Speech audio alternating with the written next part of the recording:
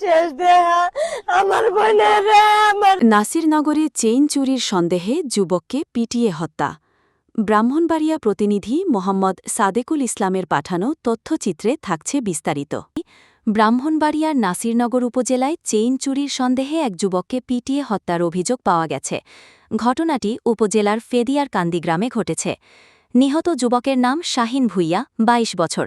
তিনি ফেদিয়ারকান্দি গ্রামের আক্তার ভুইয়ার ছেলে। স্থানীয় সূত্র জানায়, একই গ্রামের হুমায়ুন মিয়ার ৮ বছর বয়সী মেয়ে জান্নাত বেগমের গলার চেইন চুরির সন্দেহে শাহিনকে আটক করা হয়। অভিযোগ রয়েছে, জান্নাত বেগমের চাচা লোকমান, পিতা ইয়াকুব আলী ভাতিজির চেইন চুরির অভিযোগ তুলে শাহিন ভুইয়াকে মারধর করেন।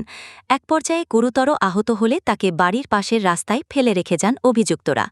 পরে স্থানীয়রা তাকে উদ্ধার করে ব্রাহ্মণবাড়িয়া জেরে সদর হাসপাতালে নেওয়ার পথে সরাইল হাসপাতাল মোড়ে শাহিন ভুইয়ার মৃত্যু হয়। খবর পেয়ে পুলিশ নিহতর লাশ উদ্ধার করে চাতলপাড় পুলিশ ফাঁড়ির মাধ্যমে ময়নাতদন্তের জন্য ব্রাহ্মণবাড়িয়া সদর হাসপাতাল মর্গে পাঠায়।